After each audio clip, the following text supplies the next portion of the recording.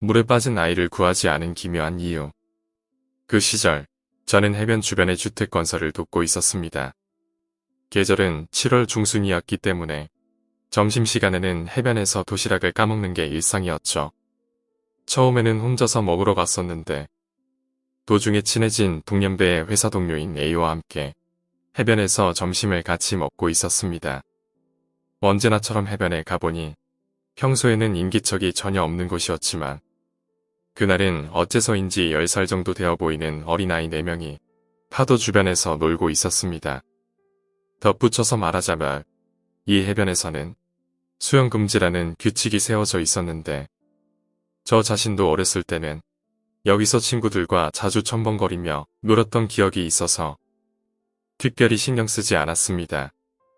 그날도 해변에 앉아서 도시락을 먹을 생각이었지만 어째서인지 A가 오늘은 햇볕이 너무 뜨거우니까 에어컨을 틀어둔 안에서 점심을 먹자라고 말해오는 바람에 확실히 오늘은 조금 덥다고 생각한 저는 밖에서 먹어야만 하는 특별한 이유를 찾지 못하고 안에서 먹기로 했습니다.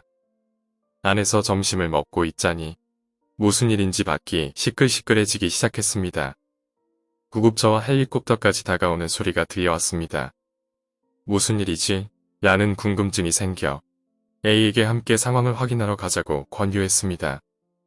A는 가지 않겠다고 했지만 저는 바깥 상황이 너무나 신경 쓰였기 때문에 A를 남겨두고 다른 사람들과 함께 밖으로 나가봤습니다. 사람들이 몰려든 장소는 저와 A가 평소에 점심을 먹던 해변이었습니다. 이미 몰려든 사람들에게 상황을 물어보니 해변에서 놀고 있었던 아이들 중에 한 명이 바닷속에 가라앉아서 행방불명이 되어버렸다고 했습니다. 그 아이들이 있었던 곳을 돌아보니 정말로 한 명이 줄어든 상태였습니다. 저는 그걸 보고 엄청나게 후회했습니다. 평소처럼 여기서 도시락을 먹고 있었다며 아이가 바다에 빠진 순간 그 아이를 구할 수도 있었다고 생각했기 때문입니다. 조금 우울한 기분이 돼버린 채 A가 있는 곳으로 돌아가 제가 뭘 봤는지 이야기해 주었습니다. 오늘도 거기서 밥 먹고 있었다며 우리가 뭔가 할 수 있었을지도 몰랐겠지 라고 A에게 말하자 이유가 있어서 오늘 거기서 밥 먹는 게 싫다고 말한 거야. 저는 그 말의 의미를 이해하지 못해서 그에게 무슨 말인지 설명해 달라고 물어보니 거기가 수영금지가 된 이유는 여러 가지 이유가 있는 거야. 이런 말을 해서 이상한 눈으로 봐주지 않았으면 하는데 일단 여러 가지 이유가 있어. 너 말야, 이런 쪽에는 엄청 둔한 것 같아서 말하지 않았는데 한여름에는 그늘 안에서 점심 먹는 게 훨씬 더 시원한데 왜 매일매일 그늘 따윈 찾아볼 수 없는 해변에서 점심을 먹을 생각을 한 거냐? 라고 말했습니다. 바다를 바라보면서 밥 먹는 게 운치가 더 좋다고 생각했으니까. 제가 나름 말이 되는 이유를 대자 A는 다시금 진지한 얼굴로 저에게 말했습니다. 매일매일 더워 죽겠다고 말하면서 도시락 다 먹자마자 바로 시원한 곳을 찾아서 해변을 떠나버리던데 그런 말을 들어보니 확실히 해변에서 밥을 먹기 시작한 원인은 말한 것처럼 바다를 보며 도시락을 먹는 편이 더 맛있게 느껴질지도 모른다고 생각해서 시작한 것이었지만 그걸 시작한 바로 이후부터는 어째서 매일매일 그렇게 죽을 듯이 더운 날씨에 해변으로 가서 밥을 먹자고 생각한 건지 이유를 알 수 없어졌습니다. 그 녀석들의 타겟은 맨 처음부터 너였고 엄청 예전부터 그 녀석들은 너를 부르고 있었어. A는 처음에 저를 만난 순간부터 제가 바다에 있는 그 녀석들에게 유혹당하고 있다는 걸 느꼈다고 합니다. 그렇다고 해서 그런 이야기를 처음 보는 사람에게 갑자기 해버리면 안 된다고 판단한 그는 저와 친해진 뒤 매일 같이 점심을 먹으며 제 행동을 지켜보고 있었다고 했습니다. A는 제가 그 녀석들에게 유혹당하고 있다는 걸 알고 있었지만 그 자신도 그 녀석들의 모습이 확실하게 보인 적은 없었습니다.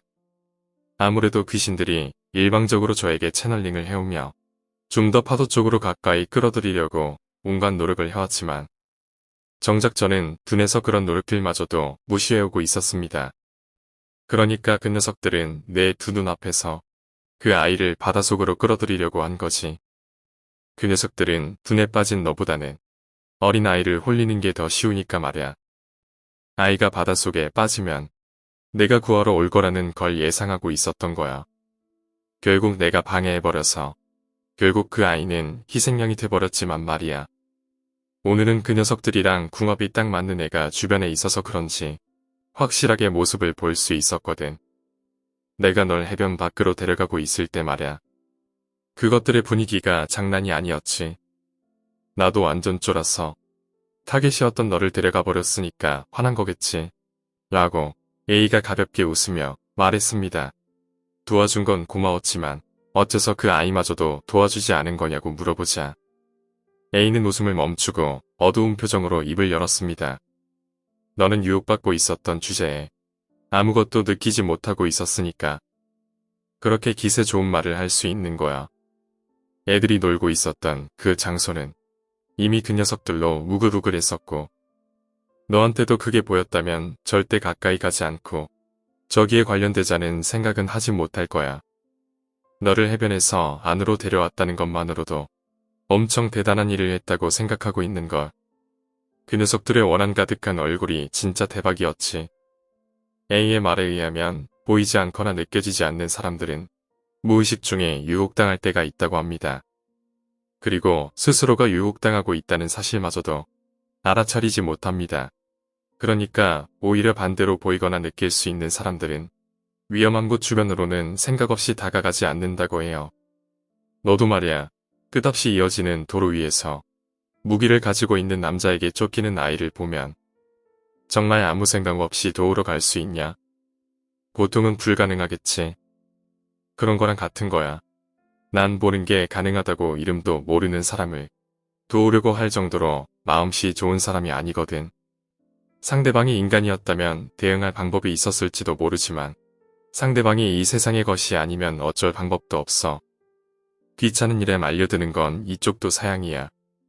그래도 너랑은 마음이 잘 맞고 친해졌으니까 아무것도 모르는 듯한 태도로 넘기기에는 죄책감이 너무 무겁잖아. 이 조난 사건은 저녁의 뉴스에서 살짝 나오기까지 했습니다. 저는 한밤중에 거기가 신경 쓰인 나머지 해변까지 차를 몰고 가봤습니다. 아직도 헬리콥터는 해변의 주위를 날아다니고 있었고 많은 사람들이 손전등을 여러 곳에 비춰가며 사라진 아이를 찾고 있었습니다. 자신은 마음씨 고운 사람이 아니라고 주장하던 A였지만 그는 작년 강에 빠져버린 어린아이를 구하고 그 아이의 대신으로 목숨을 잃어버렸습니다. 두 번째도 모르는 척을 하기에는 어려웠던 거겠죠. 오늘 이야기는 여기까지입니다. 오늘 이야기가 재미있으셨다면 구독과 좋아요, 댓글 부탁드립니다. 댓글은 저에게 큰 힘이 됩니다. 감사합니다.